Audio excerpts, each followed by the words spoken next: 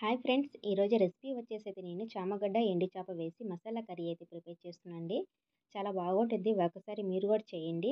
చాలా బాగుంటుంది. బ్యాచిలర్స్ అయినా, బిగినర్స్ అయినా చాలా ఈజీగా చేసేసుకోవచ్చు. ఒకసారి ఇలా ట్రై చేయండి. సూపర్‌గా ఉంటుంది. ఇప్పుడైతే ప్రాసెస్‌లో అయితే స్టార్ట్ చేసేద్దాం. ముందుగా అయితే గ్యాస్ మీద కడాయి పెట్టేసి, కడాయిలో అయితే కొంచెం ఆయిల్ అయితే యాడ్ చేసుకోవాలా. కొంచెం ఆయిల్ హీట్ అయిన తర్వాత బాగా వాష్ చేసుకొని నేనైతే ఇక్కడ 4 ఎండు చేప ముక్కలైతే తీసుకున్నానండి. అవి మీడియం ఫ్లేమ్‌లో పెట్టుకొని బాగా ఫ్రై చేసేసుకోవాలి 2 సైడ్స్. ఇలా బాగా ఫ్రై అయిపోయిన తర్వాత మనము ఒక ప్లేట్‌లోకి అయితే సర్వ్ చేసేసుకుందాం. చూసారా మనకి ఇలాగా బాగా ఫ్రై అయిపోవాలా. కలర్ చేంజ్ అయ్యేంత వరకు ఇలా ఫ్రై చేసేసుకొని ఒక ప్లేట్‌లోకి అయితే తీసేసుకోవాలి మొత్తము. తర్వాత అదే ఆయిల్‌లో కొంచెము ఆవాలేసేసుకొని సన్నగా కట్ చేసుకున్న ఒక 2 మీడియం సైజ్ ఆనియన్స్ అయితే వేసుకోవాలా. ఇవన్నీ అయితే కొంచెం బాగా మగ్గిపోయిన తర్వాత టమాటా కూడా వేసుకోవాలి. ఒక 2 టమాటాలు కూడా వేసేసి కొంచెము కరివేపాకు కూడా వేసుకొని బాగా సాఫ్ట్‌గా మగ్గనివ్వాలండి. టమాటా అనేది మనకి సాఫ్ట్‌గా మగ్గితేనే బాగుంటుంది. తర్వాత 1 స్పూన్ అల్లం వెల్లుల్లి పేస్ట్ వేసి పచ్చి వాసన పోయేంత వరకు అయితే ఫ్రై చేసేసుకోవాలా. ఇవన్నీ బాగా ఫ్రై అయిపోయిన తర్వాత ఇప్పుడైతే కొబ్బరి, దాల్చిన చెక్క, మొగ్గ, ధనియాలు పేస్ట్ అయితే యాడ్ చేస్తున్నానండి నేను. ఒక 2 స్పూన్స్ వరకు అయితే వేస్తున్నాను. ఇవన్నీ వేసి మొత్తం అయితే బాగా ఫ్రై చేసేసుకోవాలండి. ఇవన్నీ బాగా ఫ్రై అవ్వాల.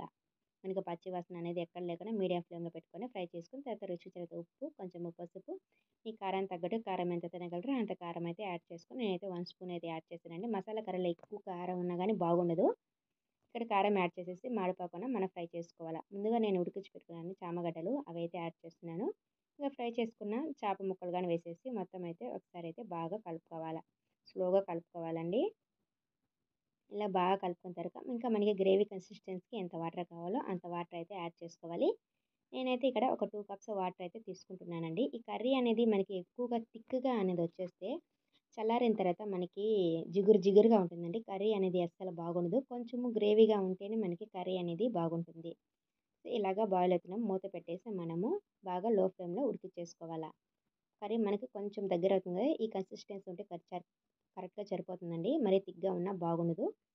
ఇలా సరిపోతుంది మనం. ఇప్పుడు ఫైనల్‌గా వచ్చి కొంచెము కొత్తిమీర వేసేస్తే ఫైనల్‌గా అయితే కర్రీ అయితే రెడీ అయిపోయిందండి. కర్రీ అనేది థిక్‌గా అనేది రానివ్వకండి. అది మాత్రం గుర్తుంచుకోండి మనం చామగడ్డ కర్రీ చేసేటప్పుడు.